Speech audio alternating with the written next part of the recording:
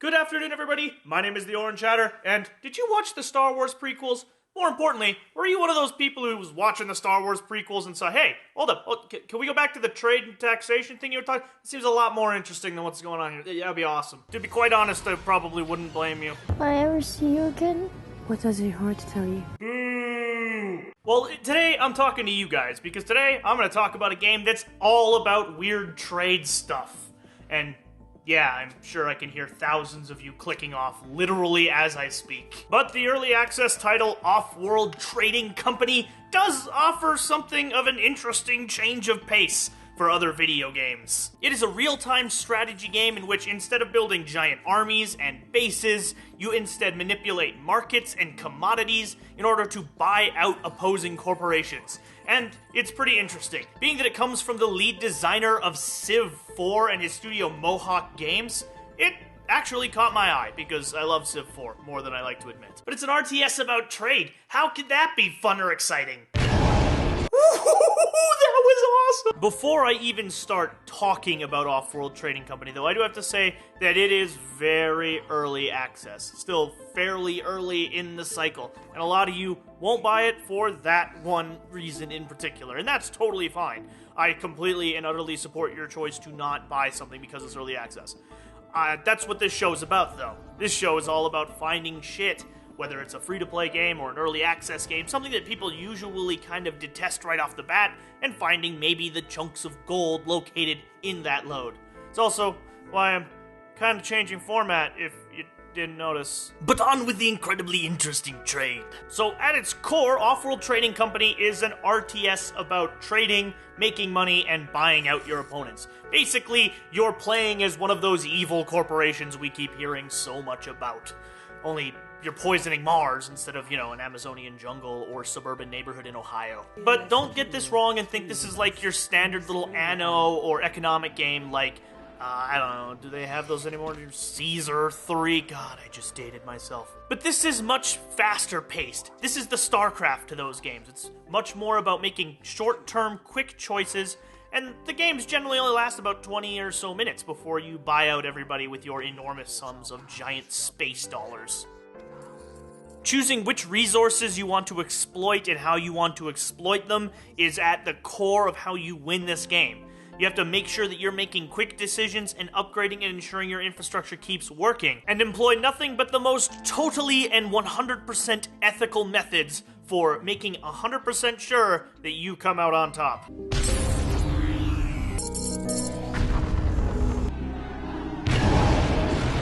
Just like corporations do today. In your wonderful mercantile endeavors, you certainly do have a couple of tricks in your back pocket, in the form of the black market, where you can buy all sorts of fun things, like underground nuclear bombs, or magnetic storms, or mutinies, or pirate attacks. Standard corporate operating procedure. You've also got research bases, which upgrade your other facilities and make them better at doing what they do. You've got things like a patent office, which provides unique bonuses that only one player can claim at a time, and allows them to kind of get an edge up on the other players. And of course, things like a pleasure dome to make a little bit of extra money, and a launch pad to fire your resources back to apparently a starved and dying Earth. But the ultimate goal of each standard skirmish game, which is generally the ultimate goal of most of the game, except for a few exceptions in the campaign, is to buy out your opponent's stocks. And their stock price is based on their inventory of resources and their total valuation as a company. Your goal is to get enough money to either buy them out or lower their stock price to the point where you can buy them out. By buying them out, they become part of your company and provide their resources, patents, and research to you as bonuses, which makes you even more powerful, which causes games to kind of turn into this slow melding of two giant mega corporations, which then duke it out and one of them buys out the other, and then it's awesome. This works a little bit differently in the campaign mode, which is an 8-week campaign, which includes things like upgrades and employees, and making sure you have the right people in the right place, and gaining different bonuses over 8 missions.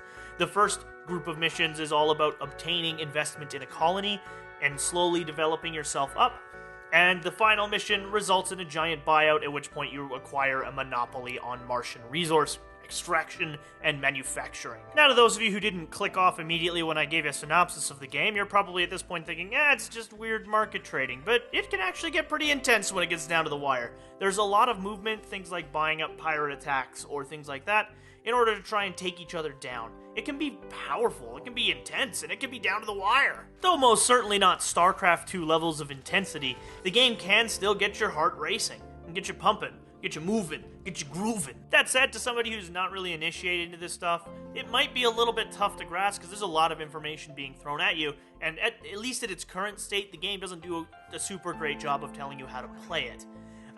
You don't have to be an econ major to get any enjoyment out of this game, but it definitely is a little bit of on the learning curve side. Though right now it is in very, very early access, the core game is there. They are looking to add new game modes with new objectives and new means of completing things, but at the moment, the core game is pretty solid. I have a good time with it. That said, I was at one point in my life a banker and studied economics, so maybe I have a different tinge and bias towards it, but I think it's actually fairly enjoyable and something that a big RTS fan or big, maybe, economics major or something like that might find some value in.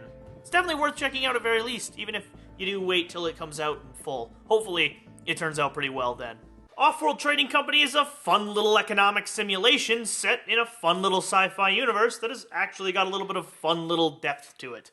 So, I recommend trying it out. It's a definitely far in early access, but even if you're somebody who doesn't really partake in the early access thing, and I totally get that, it might be something to keep your eyes on if you like money, Mars, economics, or, RTSs. But that's all for me. I'm gonna go take my newly found Martian knowledge and make some keen investments.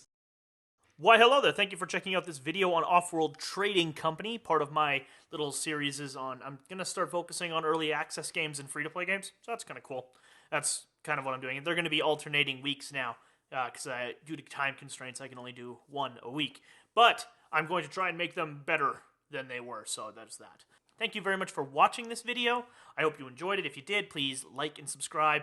If you have anything to say, I'd love to hear from you in the comments. I love it a lot. If you want to hear me retweet inane jokes that other people tell, I have a Twitter account, the Orange Hatter, and you can check it out. But thank you very much for watching again, and I hope that you have a great one. Look at all the money. Look at all the money. Look at all the money.